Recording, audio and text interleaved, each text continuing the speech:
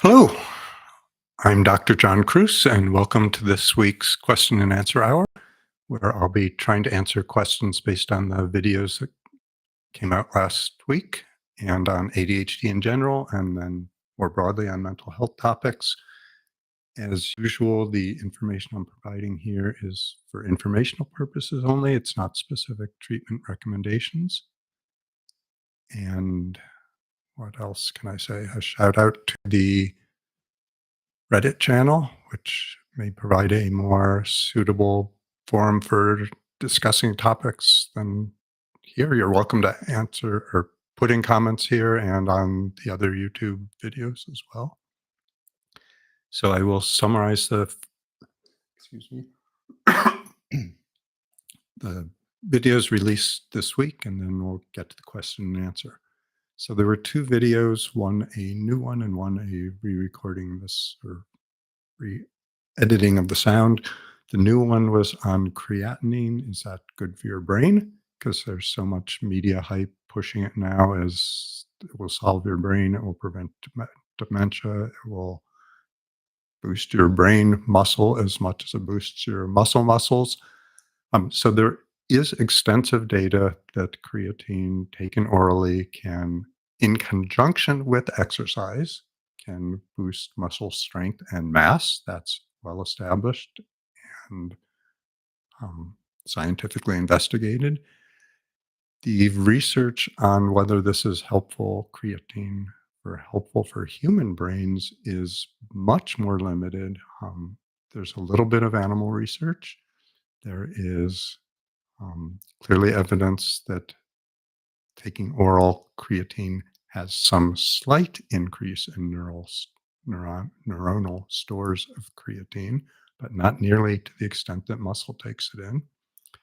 And most of the human research, so there were big studies because it looked promising for Huntington's chorea, it looked promising for Parkinson's, and studies of several hundred to almost 1,000 people were actually ended early because it didn't seem to have any net benefit. That doesn't mean it can't. It just means the human research is really limited. There's a study in sleep deprivation. So one day of sleep, night of sleep deprivation showed some cognitive improvement the next day with creatine. For most people, particularly if there's no signs of kidney damage, even large amounts of creatine, up to 20 milligrams a day, seem to be safe. Um, but whether it will cure or prevent or hold off dementia is almost no real evidence so far. The other video was one I did a few years ago about being in stuck states and people with ADHD. Again, it's an executive function dysregulation issue. So directing their brain out of highly compelling, emotional, or worrisome, or ruminative states can be harder. And I outlined what I call an AMP approach, which means you need to be aware that you're in the state. Two, you need to be motivated to get out of that state. And three, you need to be able to hold on to the idea that it is possible to get out of that state. And then four is finding a pathway out. So I suggested some mostly cognitive behavioral strategies for dealing with that. So I see there's some questions already, and I will get to them. So, hello, Dennis. Dennis says, according to Dr. Patrick Nemechek, the main benefit of stimulants is that they boost blood pressure and oxygenation to the head. If methadone does the same thing, would it help with ADHD? Um, I'm not familiar with this person's claims or research, but I can say unequivocally it's horseshit. Um, Sorry to be so blunt. If the main benefit of stimulants was from boosting blood pressure, then we would see a correlation between elevation of blood pressure and ADHD effects. And the truth of the matter is, the majority of people on stimulants do not show any appreciable increase in blood pressure. The average increase is about 2 or 3 points.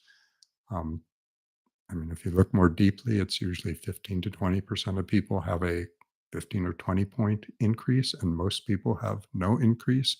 And there is absolutely no correlation with, oh, it's those people whose blood pressure went up who do better on it. Furthermore, we would see things like guanfacine, which, if anything, is likely to lower blood pressure, modafinil, which is almost all studies show blood pressure neutral, have those are helping with ADHD symptoms. So the claim that stimulants work by boosting blood pressure is just not substantiated by any data and actually is inconsistent with the data we have. So I would, when someone puts a claim out like that, that's so pervasively stupid and unsubstantiated, it would make me not want to follow the rest of what they are saying. So, and maybe what he says is more nuanced or different than that, but if if that's a claim, don't listen to it.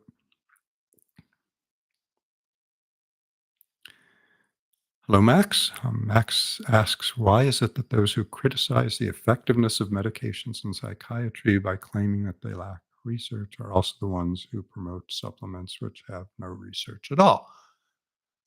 Um, so it's a good point. When I was studying the, res- um, the, uh, the published literature on creatine, there's a Brazilian, and he's not affiliated with any university at this time, Igor Eckert, who's written extensively, and he's written in peer-reviewed magazines. Um, and some of his articles discuss how we are much more prone to giving. I mean, the supplements are considered natural, many of them. I mean, not to miss the point that there's lots of great poisons like hemlock, like nightshade, like arsenic, which occur in nature, like botulism poison, like anthrax. So something natural does not mean safe, but we tend to think it is. There's also a bias that the big pharmaceutical companies are evil and corrupt and are only out for money. And yet, many of the supplement companies are subsidiaries of the big drug companies. Um, so there's also an particularly rife in the world right now, an anti-elitist or an anti-authoritarian or an anti-experts who know something that we're going to show you. The claim being that the institutions we have are all corrupt. Um, I'm not saying they're perfect. I'm not saying they're not. Some of them have major flaws or problems in them.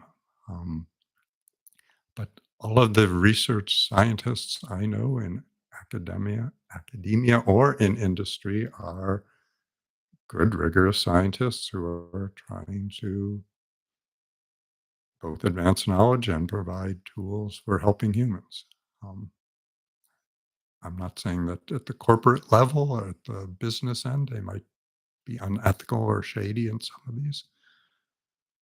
Um, yeah, so it's clear, and I mean, at an institutional level, at least in the US, supplements are held to very different standards or lack of standards than our prescription medications.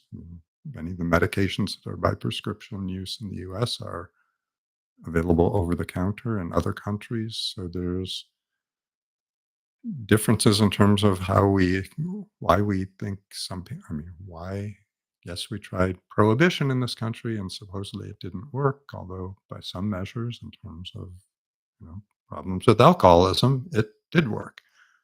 Why are we willing to trust people with alcohol when we're not willing to trust them with, let's say, losartan for blood pressure or some other simple medication?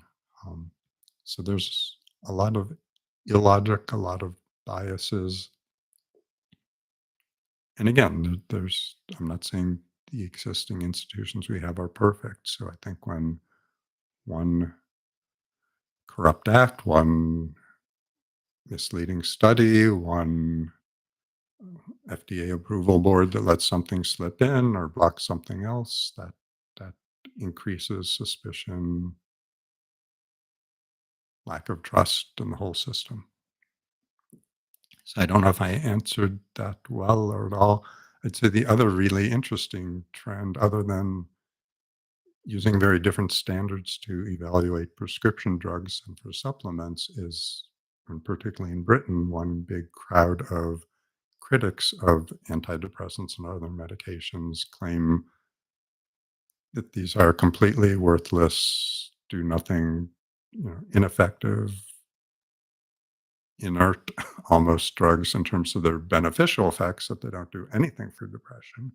But then they turn around and say, but they have all sorts of horrible, powerful, major impacts on destroying brains, so that they are only capable of damage, but not capable of any good, also is inherently nonsensical. But I'll stop there. Hello, James Alexander. Many ADHD patients online complain about routinely having imaginary conversations in their heads, like reenacting past arguments with others or acting out potential future arguments or discussions or monologues. Is this at all related to ADHD? Is it an ADHD symptom or something else like a depressive or psychotic symptom? I think Max asked some of that. I mean, some of it I think is human. Um, that we are we are complex individuals with a range of experiences, a range of things we learned, right or wrong, and or even if we have a value system, we almost always have multiple values, multiple morals, and multiple potential conflicts. There can be, do I tell Jill her spinach is sticking to her teeth or not? There are both reasons to do it and reasons not, based on social and ethical principles, and fear of what would hurt someone's feelings. So I think most of us have some conversations going on.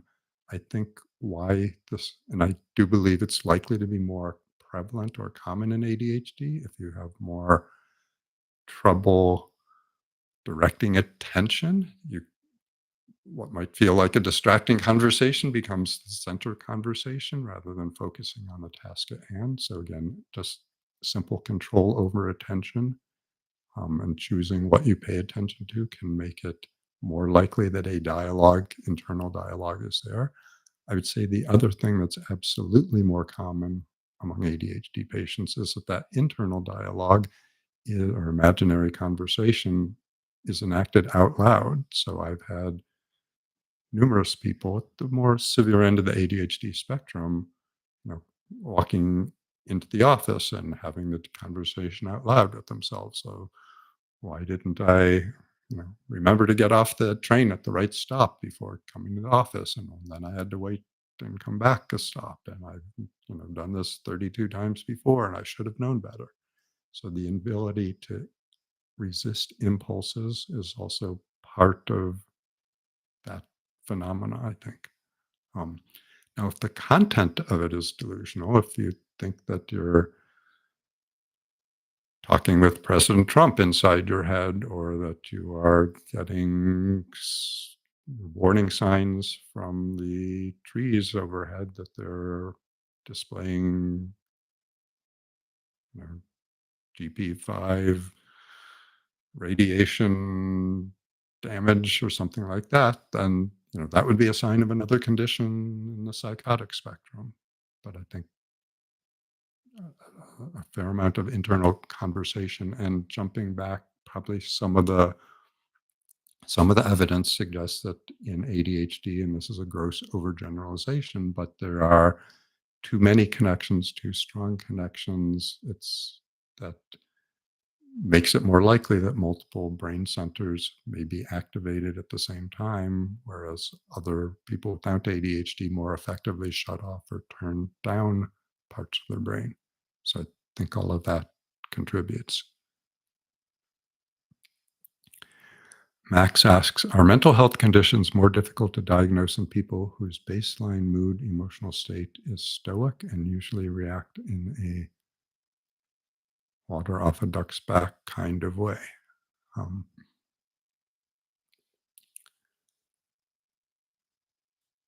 I don't know. I mean, the one question is more difficult than what, because I think either if we're using that as a variable or a dimension or a spectrum, I mean, the other end of the spectrum would be someone who's histrionic, who's exaggerating. That can pose its own challenges of not knowing. I mean, so this is one of my favorite lessons from medical school, and this was George Engel, who was the father of the biopsychosocial medicine model, which emphasizes that people exist not just as biological reductive organisms, but also as psychological and social beings, and that each of those levels are important for understanding, and each of those levels is interacting with each other. So his I mean, so one of his big messages in trying to teach medical students is you have to understand who your patient is. So the same information may be well, needs to be interpreted very differently based on your who you're talking to. So given that changes in bowel movements in their stools is something that's often important for many disease states, and if you his point was, and he brought up two exemplars. If you ask these two different people, is there a change in your bowel movements? You need to know who these people are to get to know what meaningful information you're getting. And he compared the first one was the backhanded flusher. So someone who doesn't even ever register what's in the toilet because it's so disgusting and they're so hands off or nose off or eyes off, they're not going to even look at it. If you ask them if there's a change in their bowel movements, they may have no idea. And the other extreme, and he would pretend to scoop up a sample of toilet water and peer into it. And he called this so the backhanded flusher is one extreme, the fecal microscopist. So who's and not really staring at or scooping it with their hands. That person knows intimately changes in the density, color, odor, smell, floatability of their stool. So if you ask them if there's a change, they will know and accurately respond to it.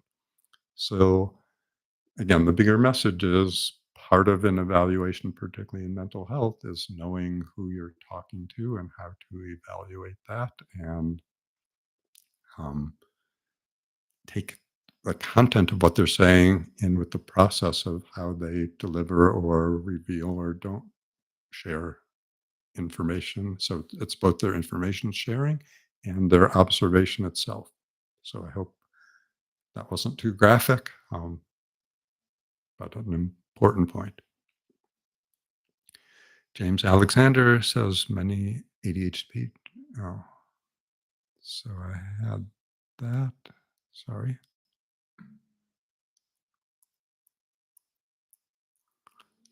So James Alexander's rephrasing his question. Have my adult ADHD patients' family environments in adulthood, like the behavior of attitudes of their significant others, spouses, in-laws, and live-in parents, ever impaired the treatment or aggravated their symptoms? What were some productive and unproductive ways your patients handled such environments? So this may still be not directly answering your question. One thing I'm almost always encouraging people to do is to have discussions and what I say are sort of meta discussions. If you're in the thick of the moment and someone's, you're irate at the spouse for nagging you about getting out the door, you're not going to likely come up with a good way to get reminders um, in the heat of the moment when you're accusing each other or you're late or you're under stress. So, one of the things I say is that if you have a meta framing, if you have a discussion ahead of time, the very same words can come across as a nag or they can come across as a simple reminder. So, knowing that someone with ADHD is likely to lose track of time, likely to get involved in different tasks when it's time to go. If both individuals, the spouse, the child, the parent, and the kid, or whoever has the ADHD and the other individual, are in agreement or awareness, this is some structure, this is some support, this is some guidance. Again, the very same words, very same come across as helpful rather than as blaming, shaming, scolding, nagging, irritating. And both people have to be sort of in on that framework or awareness. So I've seen people whose ADHD wasn't accepted or believed who were constantly criticized or shamed or verbally abused or worse because their partner didn't get their ADHD. So I don't know if that's so. Other than sort of having meta conversations of this is a pattern of behavior that I engage in. This is why I think ADHD has a role in it. This is what I believe would be helpful to hear at the time or helpful to hear 5 minutes before we need to go out the door. And, if you use these words in this way, I will probably not react as strongly as saying, you know, I'm Mr. Distracted or late in getting out the door again. So again, part of it is just the framework can change how the same words are heard, but often the exact words are helpful or useful. I mean, you can use terms that are acknowledging, embracing, and saying, and essentially conveying, I see you, and this is what I see you needing help with. Um, so Max is saying that they are undefeated in their internal debates in the shower, but I would say that probably also means you're completely haven't won a single one. And I'll bring up the quote that's often attributed both to Lincoln and to Jefferson that, I mean, when you win a conversation, you haven't learned anything. That's a paraphrase. When you win an argument, sorry, when you win an argument, you haven't. You're only learning something when you're losing the argument. Actually, anyway, Max asks, is there actually a replication crisis in science, and is it as bad as people say? If so, is it a phenomena in mental health research? So a replication crisis is that someone publishes an interesting finding and then they get acclaim and recognition and people are reluctant to replicate it or repeat it because who's going to bother publishing it or what good does it do to their resume? So many claims out there seem to go unsubstantiated. I mean, I think it does happen. I think it may be whether it's more common in mental health research or in biological research in general. I think very often, though, another paper or research project will take the first article as a starting point and essentially replicate the results before they go on and add something to it. So I don't think the vast bulk of what we build our foundations on is garbage or rubbish. I mean, there are clearly it's not a perfect system, but I think science is truly one of the self-repairing. So, I mean, if there's something that's truly unsubstantiated or wrong, it will be revealed sooner or later, and usually sooner. Um, is it more problematic in or more abundant in mental health research? I don't know. I'm not convinced that it is. I mean, I think in general, in mental health research, they're qualifying the results more often that this applies to this population and this group of individuals in this time, and we've tested it in this way, and there may be other ways to test this phenomena or look for this process. So I think there is more qualification of results to begin with. Again, whether the mainstream media or others take the results that way or not, I don't know. As a psychiatrist, what are the big ethical issues that come up with treating ADHD patients?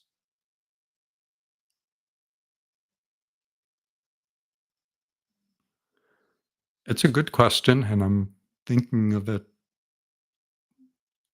I mean, at the simplistic level, when we think of ethical questions in the doctor's role, we're sort of confronted with should he do that or she do that or should they not?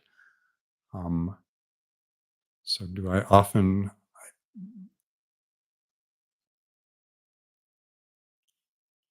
I guess, I mean, one big one comes up with what are the ethics of using stimulant medications when we know on one hand, every survey, every exploration shows these are the drugs, these are the treatment, not just drugs that right now, and this may be changed in the future, but as of 2025, clearly have the biggest positive potential impact on individuals with ADHD in terms of greatest extent of symptom reduction and um, likely to help the greatest proportion of people with ADHD. On the other hand, particularly amphetamine based products do have a small but real potential for amphetamine induced psychosis and for addiction. So, how do you balance? How strongly do you provide the warning? And I've often said, I've had people from many clinics run by some of the biggest names in the field, and to a person, they've said nobody ever mentioned amphetamine induced psychosis to me. Whether they really weren't mentioned, whether they forgot it, whether it was suppressed or they were distracted when someone was telling about that. I mean, to me, it suggests that lots of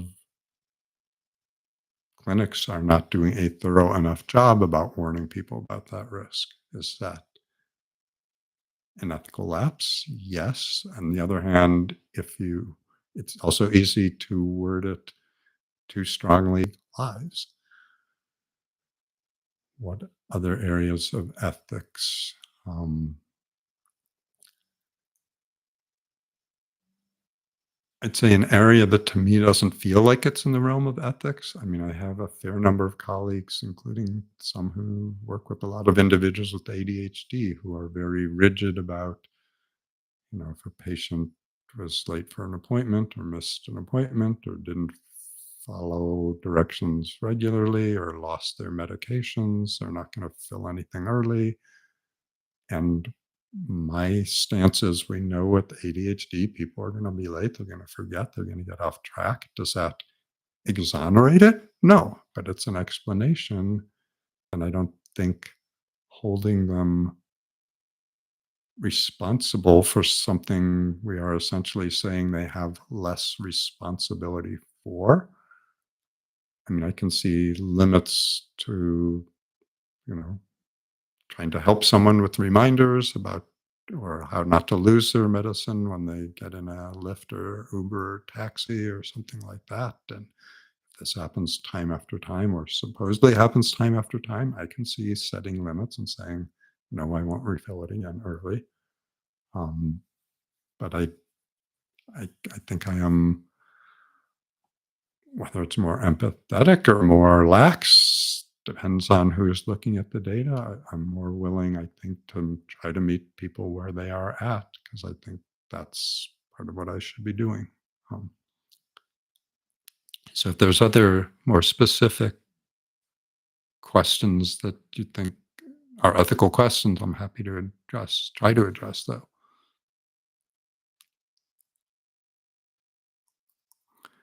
So Max is turning to come up with more questions themselves. That's fine. And encouraging anyone out there, it looks like there's some people out there who haven't asked questions.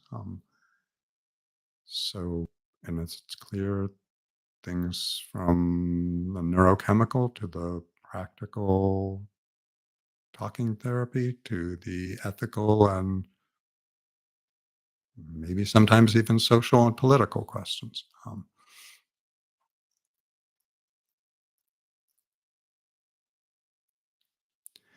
So Max asks, in the spirit of no stupid questions, have you ever tried any of the medications you prescribe to see what effect they have? So that's a good question. I will answer it. I'll answer my background first. So at some level, I think it's a good and useful and genuine question when patients ask, how do have you ever tried this? On the other hand, I think my job is to provide useful information about the range of what are typical responses to a medication to combine that with what I know about that individual to think of how they as an individual are likely to respond or not respond or have side effect X or particularly good effect X or Y, and that's my job, and that my own experience or not is going to be simply my experience or not. I have my own brain to begin with. I have my own digestive system and metabolic system and liver. So I get why someone would be interested and maybe be more reassured. And this comes up maybe again, ethicals issues of people also asking, I've been since the beginning of my career, the evidence even 30 years ago was pretty damn overwhelming, that particularly for depression, but just general health and mental health, alcohol probably should be avoided by most people most of the time. Can most people drink some moderate amount and get away with it? Yes. But is it helping their brain? Probably not. And again, with depression, it's been evident for decades it's not helpful. Um, the fact that I had 3 beers in college, I've probably on New Year's Eve, or if someone's at a restaurant with the wine they think is particularly good, I may have a mouthful. Um, I've cook with wine and some liqueurs, but I don't drink and I never have. And I'm happy to share that with the patient or not, but I don't think, again, my own individual experience is going to show is that is that informative to what whether I had a bad experience, whether I just don't experience it at all, it is not usually that clinically relevant, I would argue. So so on the other hand, part of me is a curious human, so I've wondered, what does stimulant really feel like? What does a SSRI feel like? um, so I've had medications returned to me over the years by patients that so another ethical realm, particularly in the days before Obamacare, when lots of people didn't have insurance or other coverage, when people would bring back certain medications, I would have it to give or share with another patient.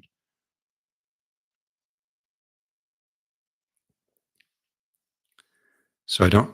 I just got a message that the connection was bad. So I was saying, over the years, I've had patients who brought back medications, and one ethical question is it okay to share those with another patient who couldn't otherwise afford the drug or needed a sample? And there are probably legal as well as ethical issues here. I felt that my ability to assess whether a patient had responsibly taken care of their medications, that it wasn't likely to be contaminated, and to make it available to another patient, that I felt comfortable with that. Or if I didn't, I would say no and throw it away. Anyway, I've had a few pills of some dose of Adderall or stimulant in my cupboard for at least 20 years, also of Xanax, benzodiazepine. And my thought is, it probably would be good to experiment once and see what it feels like, just so I have that relevant experience. But I haven't done that. So, um, yeah. So, I mean, other than I've been prescribed opioids when I had back pain, I've been prescribed Valium when I had ruptured disc and muscle spasms connected to it secondarily. Um, those would be the only considered psychoactive medications I have sampled or tried. I should say, we can even go on to coffee. I've had 3 cups of coffee in my life. Coffee ice cream, I bake with coffee, don't drink this stuff. So,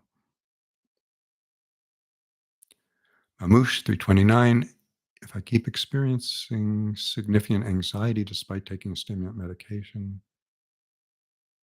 and therapy is not an immediate option, would you suggest adding specific anti-anxiety medication? If so, which ones? So again, I can't make specific recommendations, but I'd say in general, my first approach would always be dropping down on the dose, even if it feels like it's not effective for ADHD. But if we can make it tolerant at some dose, then slowly titrating back up to an effective level. And very often there is greater or faster tolerance to anxiety effects than there are to beneficial effects. If it feels pretty clear that that approach doesn't work, I mean, the two general medication approaches are completely stopping the stimulant and starting guanfacine. And once guanfacine is in place, and if it is not helping enough with ADHD, then adding back the stimulants. And very often that makes the stimulants tolerable. I've also seen people do well when SSRIs or buspirone, both of which work slowly for anxiety, are added to a stimulant or other ADHD regimen.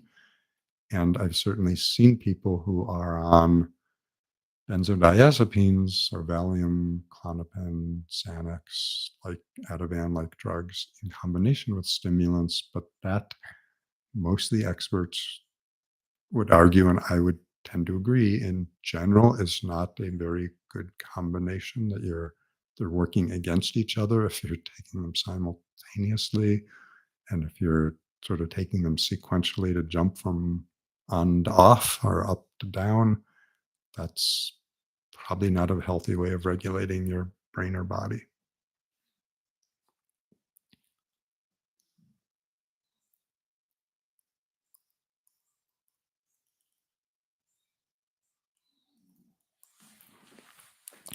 So James Alexander asks, aside from the positive health benefits that come from having ADHD symptoms alleviated with stimulants, SNRIs, are there any plausible negative long-term health impacts from those types of medications, such as keeping your sympathetic nervous system activated for much of the day, chronic background stress, and being in fight or flight mode supposedly causes or aggravates all kinds of health issues? Do you think there are any people whose mental strain from taking these meds actually harms their health? So, one is, I mean, I think if you're taking it so that you are feeling revved up throughout the day, that I would suspect, even though I don't think we have vigorous research on it, is not likely to be great for your health. So the question, though, is compared to what? If your ADHD itself, both because you're bouncing from topic to topic and you're feeling distracted and you're feeling that you're knowing you're missing information, you're anxious because of that. So the question becomes, are you really at a higher sympathetic drive state or a lower state by being on these medications, which do have sympathomimetic action? And I'd say for the majority of people with ADHD, I think the evidence and I think the experiential description is that they are at a lower state of sympathetic drive or less extreme or less percentage of the time. So, are there some individuals again who are, those are the individuals who are probably on too high a dose. So, there I'm not as worried in general about the long term effects. Um, and I don't think I'm particularly an optimist, but just when my reading, when you're of the framing of the question, to me, my first thought is, in addition to just rescuing people from negative health impacts of ADHD, like accidents and suicides, I mean, the very plausibly long-term exposure to these medications is helping rewire the brain, but helping rewire it in ways that are less impulsive, less hyperactive, less more able to direct and channel attention. I mean, if that happened pervasively or relatively quickly, then most people would be on stimulants for a few years and get off of them, and their brains would be relatively free of ADHD. So clearly, that's not a huge or quick effect, but whether it's a more subtle effect, I don't think we have compelling evidence to say one way or another. Again, there are studies, and I have a video on this on cardiac effects. So those are not negligible, but they're small. And again, I don't have the exact numbers off the top of my head, but I think it was about in the 15 to 17 years out, and that's about as long as any of the studies had gone. About 4% of the people who were chronically on stimulants or long term on stimulants had what were considered serious cardiovascular effects, although, again, none of them were in the serious heart attack, stroke range. It was more um, arterial disease, a very vague category. But to put that in perspective, the control group rate was above 2%, I believe. So, yes, there was an increase. Yes, it was almost a doubling. It might not be that big an extent, but the absolute effect was pretty darn small. Um, I mean, is a pot, and in terms of the brain, the target organ we're looking at, whether again these drugs increase the risk for dementia, increase the risk for Parkinson's, increase the risk for movement disorders or there's some scientific argument and a little bit of data arguing completely the opposite, that again, these are protective in those regard, and it's the actual underlying propensity for ADHD that might be putting people at increased risk for these other conditions. So I think it's a really important question. It would be nice to have more definitive long-term research, and I think one of the things that's still being underutilized now that we have big data and huge streams of information about health outcomes and what medications people have been on for years, or at least prescribed for years.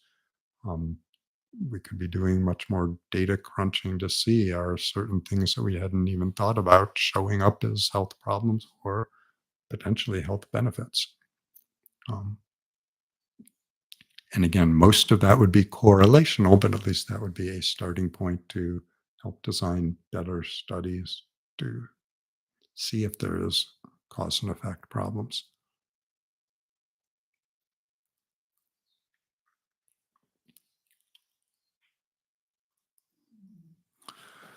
Yeah. So when prescribing a medication, Max asked to a patient, do you spend a lot of time explaining the effects and side effects, or is there a risk of inducing a suggestive effect, either placebo or nocebo? So a lot of time is a subjective measure. I think, some of the people, particularly with ADHD, are like, okay, I get it already. This is going to help my ADHD. Shut up. Just tell me what dose to start on. Um, so ethically, getting back to James Alexander's question, I mean, I'm required, and I think it's appropriate that someone is providing informed consent for any new medication, which means now I am not someone who believes in getting a signed consent saying I have heard all the pros and cons, because I think that's almost meaningless. That lots of people who have patients sign such paperwork. Well, I've actually I went to the dermatologist yesterday because I've lived in California and then Hawaii the last 3 years, and relatively fair skinned and had some precancerous lesions skinned off. But they sent me home with like 4 pages of paperwork where it said claims that the doctor reviewed X, Y, or Z or discussed X, Y, and Z. And it's like, no, I was there. My husband was there. We both had our exams. Absolutely not. This was not discussed. This was not addressed. I mean, I don't think it was crucial that it should have been, but there's so much cover your ass paperwork that often undermines or is there to protect people against lawsuits. Yeah, so so again, getting back to assessing whether you're dealing with a fecal microscopist or backhanded flusher, You need to know where the person's at and how much information to provide and try to cover the important benefits, important potential side effects. And, so one ethical concern there is lots of drugs have some slight increased risk for liver problems. Um, for most medications, it's actually close to about 1 in a million general range. But living in an industrialized country and presumably exposure to environmental toxins puts people at the risk of liver failure or damage about in the same extent. I mean, if you're living in the middle of a toxic dump, it's higher. So, I mean, even if the medication risk is twice that, is that worth telling someone about? Is that meaningfully going to likely impact their life? Does it make it reasonable to be taking liver enzymes? Now, again, there are some drugs that we know have considerably higher risk than that. But drugs with a lower risk that's approaching background rates, but is measurably higher than that, where I usually do not say, this drug does have an increased risk of liver problems because it's less than 1 out of 1 million or about 1 out of 1 million. So, yeah, and I'm absolutely sure that, and again, it depends on the type of individuals. So some individuals that I could say, you know, people who even open the jar and smell it develop a pink splotchy rash on the back of their left wrist, and the patient would say, "Come back next week," and saying that's what they experience. Some people who are that either suggestible or anxious or convinced that everything bad is going to happen to them. So, James Alexander, what are the most unusual, atypical, uncommon medications you've had patients claim help them with their ADHD? Um, I'd say probably the biggest one was cannabis, marijuana,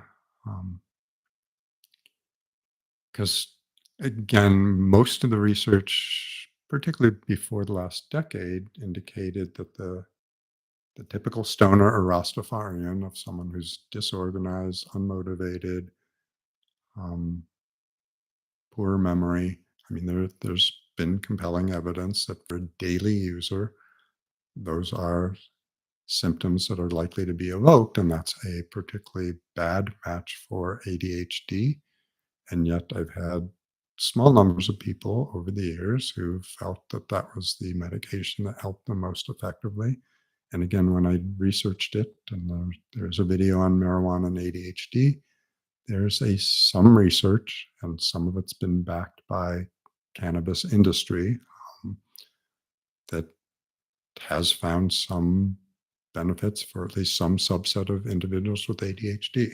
So, are there other things? Um, so, not a. I had one person who was convinced that their sinus surgery getting back maybe to Dennis's original question of blood flow or oxygenation.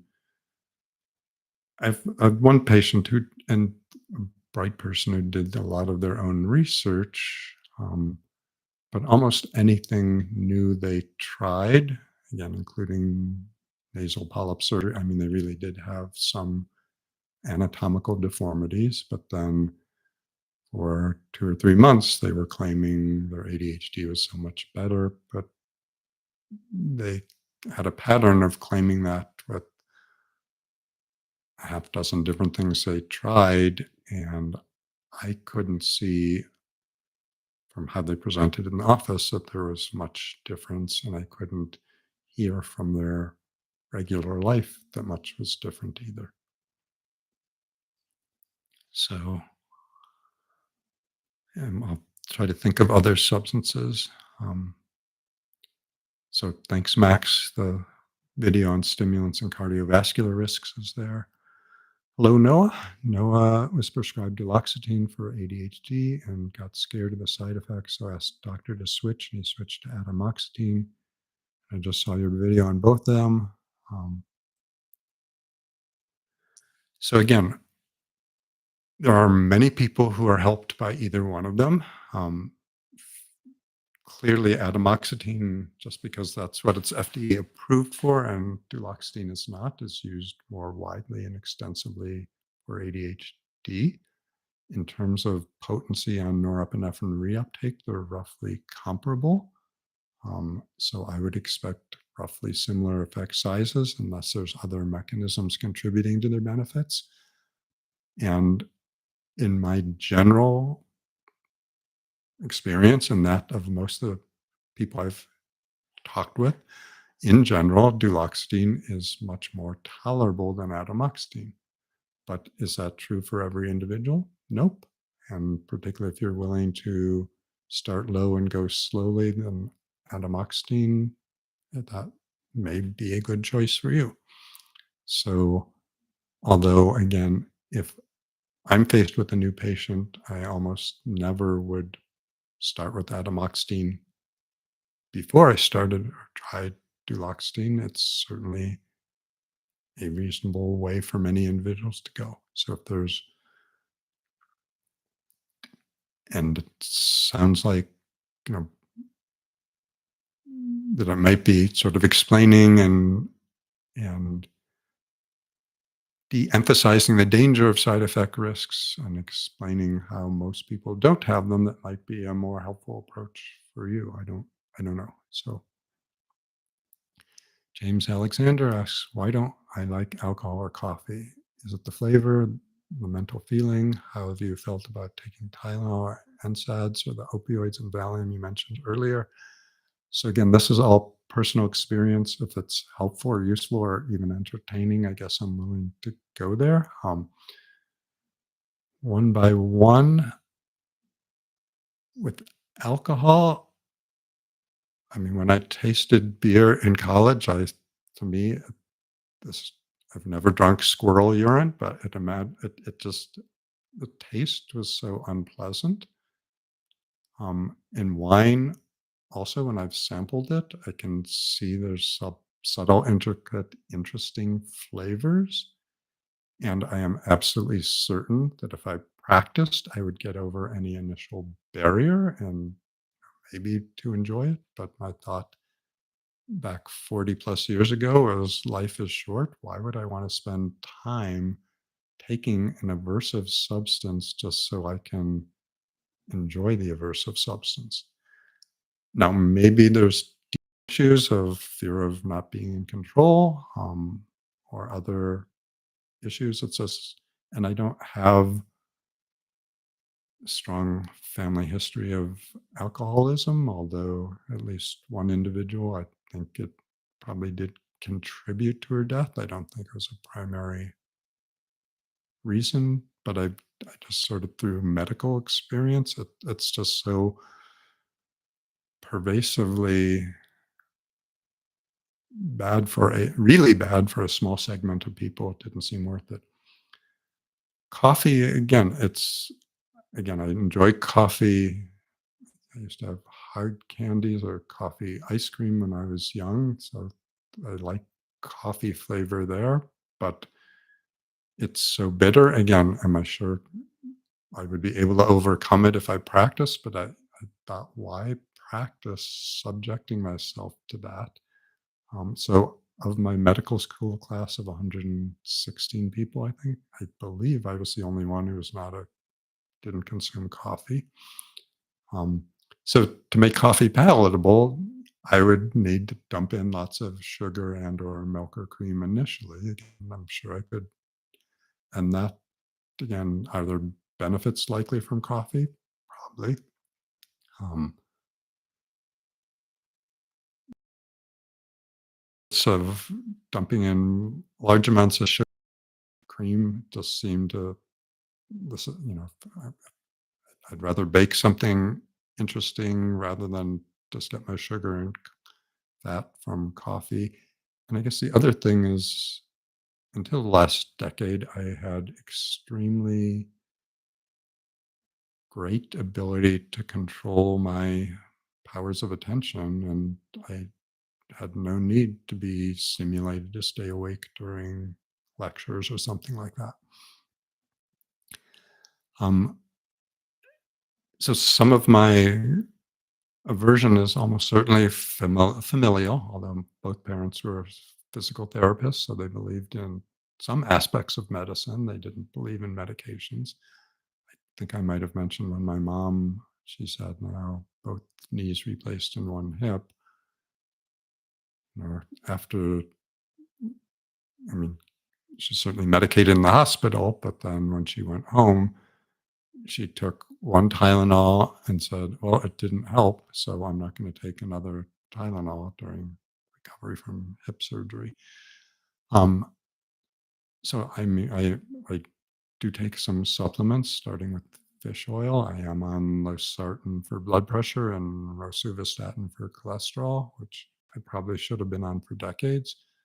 Um, but I don't generally.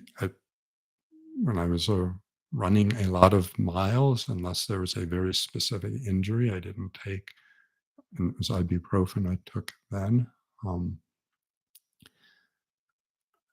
so I have, right now, I still have 5 herniated lumbar discs. They're not causing me any pain, but I've had episodes of pain, and I've had 2 episodes of ruptured discs with extreme, exquisite pain and loss of function. And my experience with hydrocodone and oxycodone was that at best they took a 10 to 15% edge off of it. So it made it, at one point, I was bracing myself on my arms like I'm doing now.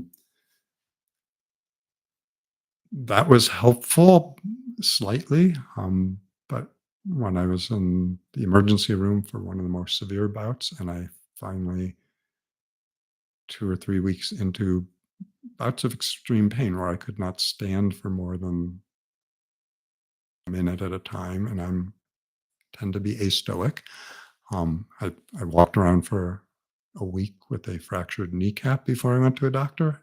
I ran a marathon after spraining my ankle on the second mile and finished the whole thing. Anyway,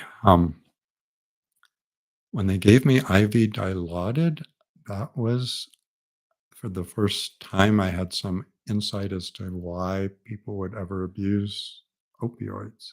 That was, I don't think I was high or didn't have an altered state. I was just completely free of pain for the first time in 3 weeks at that point. Um, so that's my experience. Hopefully, that's not too much oversharing. So there's questions there.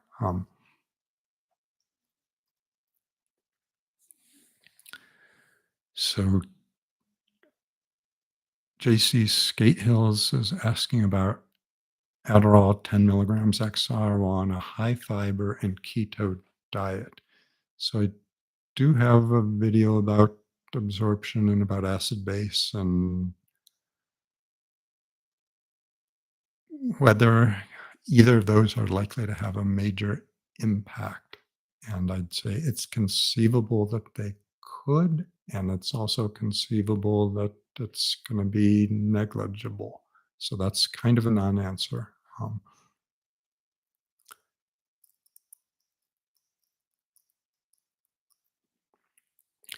So again, I can't, I'm not giving you permission or specific recommendations, but there are many people who successfully use Adderall on an as needed basis, and there are others who take it regularly.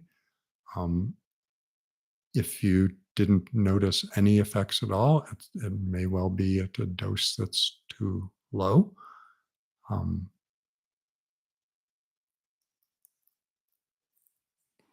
yeah, I mean, part of the rationale for taking it daily is again that ADHD, it doesn't just affect job performance or school performance or cognitive tasks, it affects a whole range of human interactions.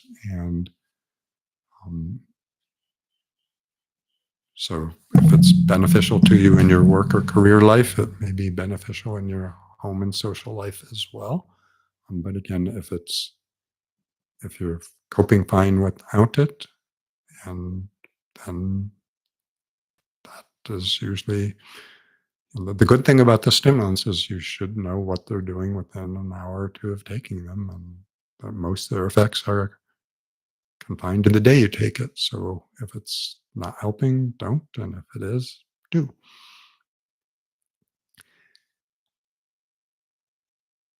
James Alexander asks if ADHD is just very low executive function. Why is it considered a developmental disorder while lifelong depression, anxiety, psychosis, etc., is not? Um, so, I mean, some of this is semantics, and so one is ADHD does tend to show up before the age of 5. That was the cutoff. Or was it 7? Um, I mean, it does show up earlier than depression, and not that there aren't some kids who are depressed or bipolar or anxious, but in general, depression, anxiety are becoming much more prevalent around the time of puberty or after. ADHD is almost always showing up before then. Um, so why it's called neurodevelopmental, I think also the hyperactive component suggests more motor function involvement, although clearly there's either what's called psychomotor retardation or agitation in depression and anxiety. But I think that allowed or encouraged the consideration that this is a neuropsychiatric condition, not just a psychiatric, where again, most of the emphasis with depression and anxiety is on the content of thoughts and feelings and how that affects behavior secondarily, but we're not forefronting the physical neurologic implications of it. Um, Depression, and anxiety, maybe psychosis, also in general have a more episodic course. I mean, there are people who are relentlessly depressed for decades, but most common patterns are episodic. Whereas ADHD, I'd say most of the time, people who are solidly on the clinical spectrum are having symptoms, whether or not they're in an environment where those are still allowing them to function well or not is a separate issue. Um, so I think the episodic nature of those other conditions is also part of why they're not as considered neurodevelopmental, but our whole, it's sort of pointing out, psychiatric categorization is kind of based on assumptions and history and other issues. So I see I'm headed toward over an hour, so I'll try to wrap up quickly. Sabil Galia, I find myself smiling uncontrollably and feeling euphoric sometimes. I'm always daydreaming and it shows on my face. Is there something wrong? Should I be concerned? I have video on smiling.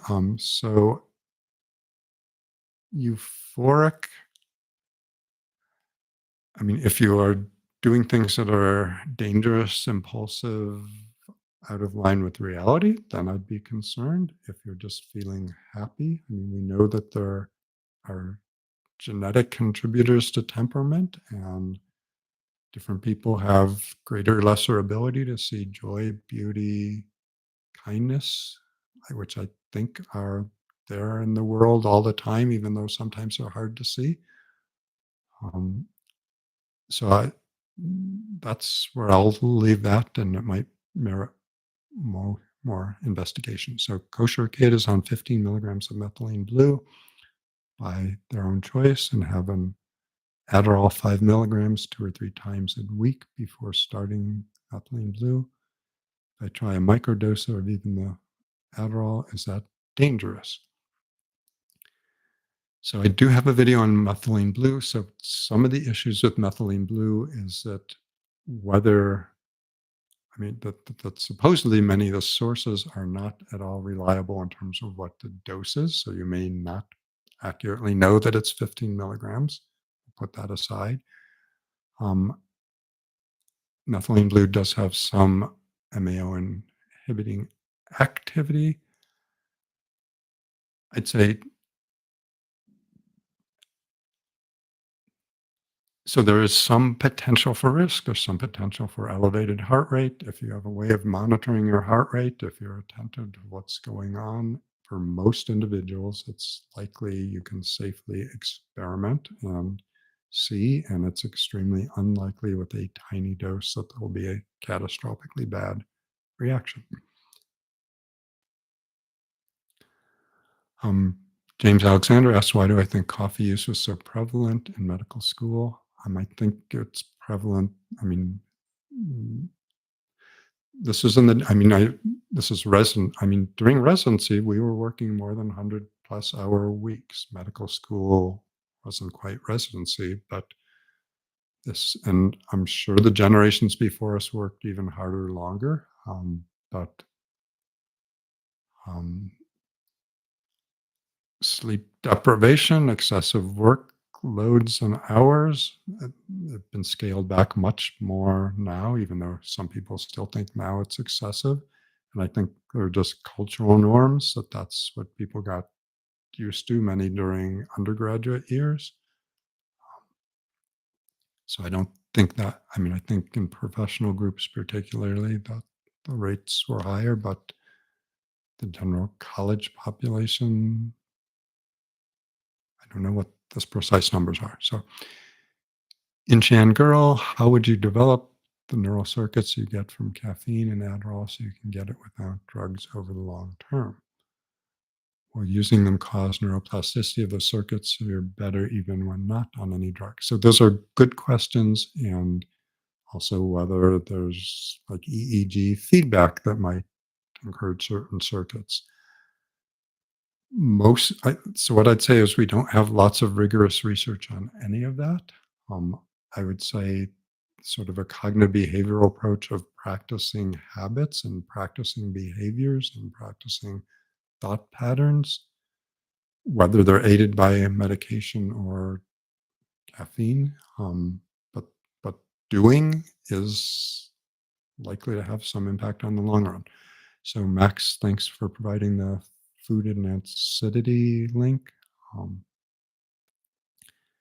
Sean Lobo asks us creatine's effects. So Max has the link to the creatine. So that the answer there is clear, robust evidence can boost muscle mass and strength. Much less clear-cut human evidence of where or when it might be beneficial for cognitive neurologic function. And thanks, Max, for the video on smiling and non-methylene blue.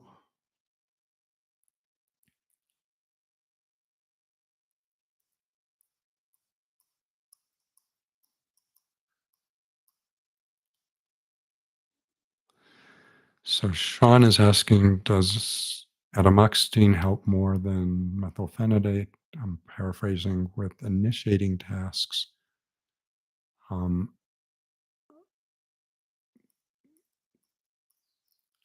yeah, what I would say is, I'd say individual experiences vary, and I'd say it's good that you're paying attention to what you are seeing, and I would bring that information back to your doctor as to, it seems like when I'm using X, Y, or Z, this is what I'm seeing, and I'm seeing less benefit here. So unfortunately, I don't at a system-wide, looking at lots of patients level, see consistently that methylphenidate's better or worse for initiation than atomoxetine, or that Adderall is better or worse.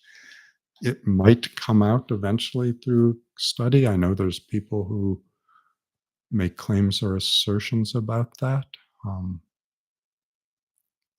but I'd say what's most important is, even if there are general assertions, that what you see for yourself is relevant to you.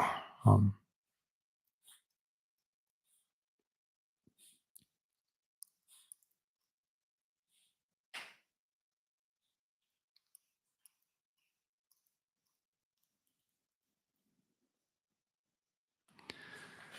So Inchan Girl asks us, so since I've run over, I'll sort of postpone, or I mean, I've sort of answered a little bit of it in that individual results with medications vary. So what's going to help most with the initiation and why it's happening.